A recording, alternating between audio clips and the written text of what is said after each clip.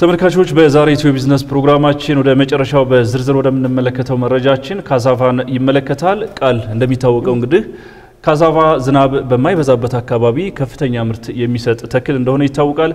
በምዕራብ አፍሪካ ሀገራት በተለይም ደግሞ ናይጄሪያ ይህንን ተክል በሀገር ውስጥ ፍጆታም ሆነ አዘጋጅታ ለውጭ ገበያ በማቅረብም ትታወቃለች። አዎ በቅርብም እንግዲህ የአዲስ አበባ ምግብና መድኃኒት ቁጥጥር ባለስልጣን ካዛቫን በሀገራችን ለምግብነት መዋል እንዲችል ፍቃድ ሰጥቷል። እንግዲህ ካዛቫ በኬክ፣ በዳቦ፣ በቺፕስ፣ በእንጀራ መልክ ለምግብነት ይውላል። በዚህ ጉዳይ ዙሪያ ባልደረባችን አጥናፉ አበራ ያሰናዳው ዝግጅት አለ። እሱን ተከታትለን እንምጣ።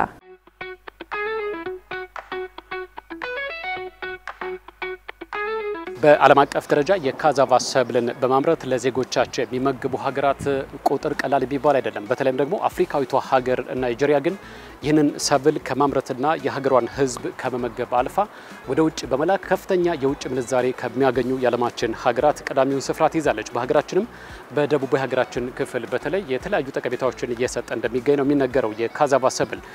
እንግዲህ ይህንን ተከትሎ ደግሞ በቅርቡ የአዲስ አበባ ከተማ አስተዳደር ምግብና መድኃኒት ቁጥጥር ባለስልጣን ይህ ሰብል ከተለያዩ ምግቦች ጋር ተቀላቅሎ እንዲሁም ደግሞ ራሱን ችሎ ለምግብነት መዋል እንደሚችል ነው ያስታወቀው። በዛሬው የኢትዮ ቢዝነስ ቆይታችንም የዘርፉን ተመራማሪዎች እንዲሁም ደግሞ የሚመለከታቸውን አካላት አነጋግረን ቀጣዩን መሰናዶ አሰናድተናል።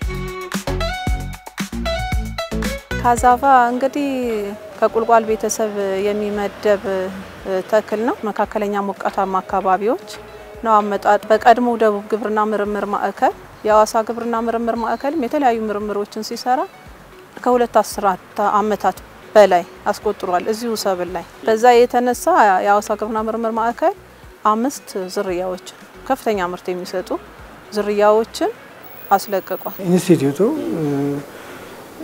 በሁሉም ኢኮኖሚ ዘርፎች በሚባል ደረጃዎችን ለምርትና አገልግሎቶች ደረጃዎችን ያወጣል። ደረጃዎች የሚዘጋጁት ለደረጃውን የሚተገብረው አካል በቀጥታ በሚሳተፉባቸው ቴክኒካል ኮሚቴዎች ተግባራዊ ሆነው የሚፈለገውን ኢኮኖሚና አጠቃላይ ሴፍቲ ከጥራት ጋር የተገናኙ ጥቅሞችን እንዲያመጡ ታሳቢ ተደርጎ ነው።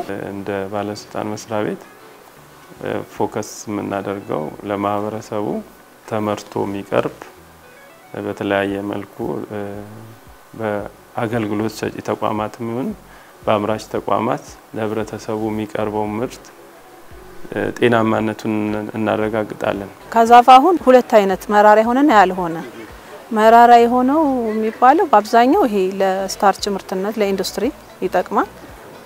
ሌላው ደግሞ ለምግብነት ከተለቀቁ 6 ዝርያዎች ለምግብነት ሌላው ደግሞ ለኢንዱስትሪ እኛ ያወጣነው ደረጃ ጥራቱና ደህንነቱን የጠበቀ ደረጃ ነው ከፕሮዳክቱ ጋር ተያይዞ ማለት ነው። ከዚህ ቀደም ወደዚህ አዲስ አበባ ሳይሆን ሲዳማ ክልል ወደ ጋሞ ጎፋ፣ ወላይታ እነዚህ የተለያዩ ሰገን ህዝቦች የሚባሉ እነዚህ ለብዙ አመታት ሲጠቀሙት የነበረ የምርት አይነት ነው። ደረጃዎች ኤጀንሲም በዚሁ ራሱ ቅና የሰጠበት ሁኔታ አለ። በአሁኑ በስፋት የሚመረትና የሚገኘው ሲዳማ ለምሳሌ 2 ቦታዎች ላይ ብላቴ አካባቢ እየተስፋፋ ነው ያለው። ዳራ የሚባል እንደዚህ ወረዳ ላይ እየተስፋፋ ነው ያለው። ሌላው ደግሞ በደቡብ በወላይታ በአርባ ምንጭ ወደ ጂንካ አማሮ ኬሌ አማሮ አሁን መጀመሪያ ገባ የሚባልበት ቦታ እንደውም አማሮ ኬሌ ላይ እና እንደዚሁም ከኦሮሚያ ደግሞ ጅማ ላይ ግን ከሶማሌ ክልል አፋር ክልል እንደዚህ በጣም ፍላጎት አለ እና በጣም የመስፋፋት አቅሙ በጣም የበዛ ነው። ብዙ አሁን አዲስ አበባ ላይ የምናየው አቅራቢዎች ናቸው።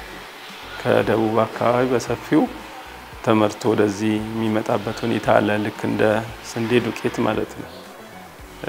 ለረጅም አመታት እክል ሲገጥመው ነበር ስንቆጣጠር እንደገጠመኝ ባወራ ያን ሲፈጩት እንጨት አለው ሲፈጭ ድቅቅ አይደምና እንደ ያንን ደግሞ ከጤፍ ጋር ሲቀላቀሉት እንጨቱ ሰጋቱራ ነው የሚመስለውና ያንን ለማጥፋት በወንፊት ያጠሩታልና የሚቀረው ሰጋቱራ የሚመስል ነገር ነውና እሱን ለማስወገድ ያንን ሲስተም ይጠቀማሉ። ተባዮች አሉ ግን እነኚህ ተባዮች በብዛኛው በጣም ከፍተኛ ምርት ሊቀንሱ የሚችሉ አይደለም።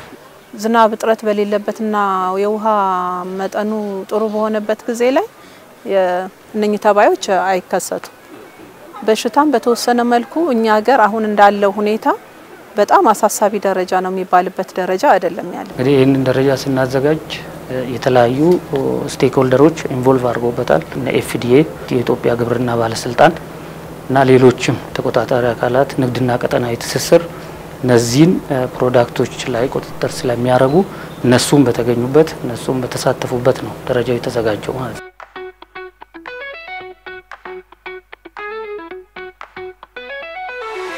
የሚበቅልበት ሁኔታና ሊተከል የሚችለውበት ጊዜ ዝናብ በጣም በማይበዛበት ጊዜ እና ውርጭ በሌለበት ጊዜ ቢሆን ይመረጣል። ብዙ ጊዜ ጥሩ ሊሆነው በሚያዝያ አጋማሽ እስከ ግንቦት መጨረሻ ባለው ጊዜ ቢሆን ተመራጭ ነው የሚሆነው። አሁን ካዛቫ ዝርያዎች አሉት ቶሎ የሚደርሱ እና በመካከለኛ ጊዜ የሚደርሱና ዘግይተው የሚደርሱ። አሁን ቶሎ የሚደርሱ ከ10 እስከ 12 ወር ለማህበረሰቡ አንዱም ነጋዴውም የማህበረሰቡ አካል ነው። አንደኛና ዋናው ጥንቃቄ ማድረግ ያለበት አምራችና ሻጩ ነው። ቅድም ባልኩት ልክ ጤናማነቱ በተጠበቀ መልኩ ለተጠቃሚው መቅረብ እንዳለበት የማይካድ ሀቅ ነው። የካሳቫን ስናይ ካሳቫ በኢስት አፍሪካን ኮሚኒቲ በእኛ በጎረቤት ሀገሮች በሰፊው ጥቅም ላይ ይውላል። በአፍሪካ ደረጃ ጥቅም ላይ ይውላል። ስለዚህ በአፍሪካን ስታንዳርዳይዜሽን ኦርጋናይዜሽን ኢትዮጵያ መስራች የሆነችበት ተቋም ስታንዳርድ አውጥቶ አባል ሀገራቶቹ እንዲጠቀሙበት ያደረገ ነው። ካዛቫን አንደኛ ልዩ የሚያደርገው ምርቱ ከፍተኛ ስለሆነ ብዙ ጊዜ አስተዋጽኦ ነው እንጂ የምርት መቆየቱ ላይ ብዙ ችግር አይኖረው። ግን ዋነኛ ለምርት ሲሆን የካዛቫ ቁርጥራጭ ነው የምንጠቀመው። ቆላማ አካባቢ ከሆነ አግድሞት ነው የሚተከለው። ዝናብ የሚዘንብበትና የሚበዛበት ከሆነ ደግሞ ሪጅ የምንለው እንደዚህ ጉብታ ላይ ነው የሚተከለው። እንግዲህ ብዙዎቻችን እንደምናውቀው ምግብ ሲባል ደህንነቱ የተጠበቀና ከፍተኛ ጠቀሜታ መስጠት የሚችል መሆን ይኖርበታል። በዚህ ረገድ እንግዲህ ካዛቫ ምን ያክል ደህንነቱ የተጠበቀ ነው፣ ለማህበረሰባችን ወይ ደግሞ ለተጠቃሚውስ የሚሰጠው ጥቅም ምን አይነት ነው የሚሉትን ሀሳቦች ደግሞ እናንሳ። ካዛቫ ራሱ ብቻውን ስናይ የተለያዩ ተመራማሪዎች ጤናማና የተለያዩ አልሚ የሆኑ ንጥረ ነገሮች ለእድገት የሚጠቅሙ ለጤና የሚጠቅሙ ምርቶች እንዳሉ ተለይቶ ምግብ ላይ እንዲውል የተደረገ ምርት ነው። የትኛው ምግብ እንደ ሰው ሁኔታ ላይስማማም ሊስማማም ይችላል። ነገር ግን ምግቡ በባህሪው የሚፈጥረው ጉዳይ አይደለም። በአያያዝ በአመራረት ሂደት የሚከሰቱ ናቸው። ይዘቶቹ ከፍተኛ ካልሲየም አለው ከ15 እስከ 35 ሚሊ ግራም ፐር 100 ግራም። ይሄ ማለት ከፍተኛ ይዘት ነው። ከሌሎች ሰብሎች ጋር እንደውም ሲወዳደር የሚበልጥ ማለት ነው። ቫይታሚን ሲ ከ15 እስከ 18 ሚሊ ግራም ፐር 100 ግራም እንደዚሁ ተመራጭና ከፍተኛ የሆነ የኃይል ይዘት ያለው ከነበቆሎ ጋር የሚመጣጠን ከፍተኛ የሆነ የኃይል ይዘት ያለው እንደዚሁም ማግኒዚየም፣ ማንጋኒዝ፣ ፖታሺየም፣ ዚንክ እነኚህ ጠቃሚ ማዕድናት በውስጡ ይገኛሉ። ስለዚህ በጣም ጠቃሚ ነው። ወደኛ ሀገር ስንመጣ ደቡብ አካባቢ ጥቅም ላይ እየዋለ ያለ ፕሮዳክት ስለሆነ ስታንዳርድ አውጥተንለታል። የካሳቫ ስታርች በሚል አንድ ስታንዳርድ ወጥቷል። ከሌሎች ፕሮዳክቶች ጋር ተቀላቅሎ ጥቅም ላይ ይውላል። ስታንዳርድ ወጥቶለታል። ይሄኛው የሚበላ የካሳቫ ዱቄት ስታንዳርድ ተብሎ ነው በ2017 ለመጀመሪያ ጊዜ የወጣ ስታንዳርድ ነው። ካሳቫ ምግብ ነው።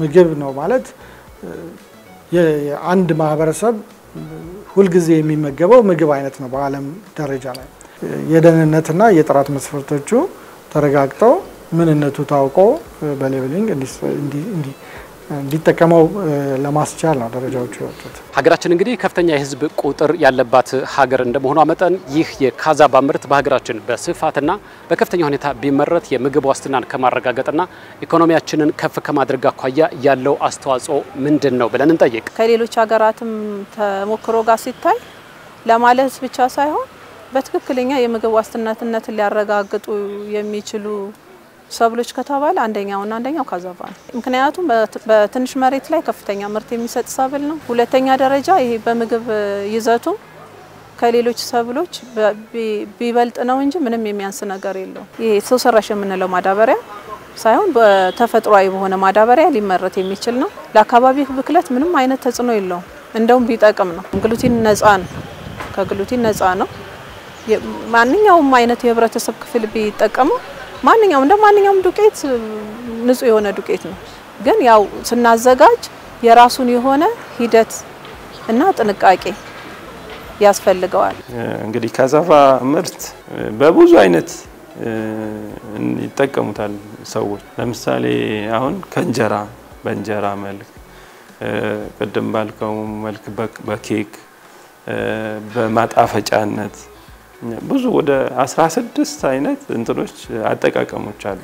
አሁን ደግሞ መንግስት እየደገፈ ያለው ለነኚህ ለአምራቾች ለግል ላይ ለመሳተፍ ለሚፈልጉ ለምሳሌ መሬቱን በሊዝ መውሰድ፣ ብድር የማግኘት፣ የማምረቻ ቦታ የማግኘት፣ ግብርና ነክ በሆኑ ላይ እንደዚህ ቀረጽ ነፃ የማግኘት የተለያዩ የመሸጫ ቦታዎችን ባዛሮችን በማዘጋጀት እውቅናው እንዲሰፋ በጣም እያደረገ ይገኛል። በሰው ልጅ ላይ ኳሊቲውና ሴፍቲውን ኮምፕሮማይዝ በማድረግ መልኩ ሚኒመም ሪኳየርመንቷ ተቀምጣለች።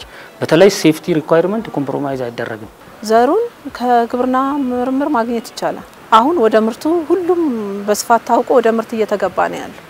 የማምረት ሂደትን በስፋት እየተፈለገ ነው ያለው። መጀመሪያ ደረጃ እውቅናው መጥቶ እንደዚህ ካዛቫ በጣም አስፈላጊ መሆኑ ታውቃችሁ ጥያቄም ስላቀረባችሁን በጣም ነው የምናመሰግነው። በመጀመሪያ ደረጃ ወደዛ ለመግባት አንድ ተቋም የራሱ ስታንዳርድ አለው።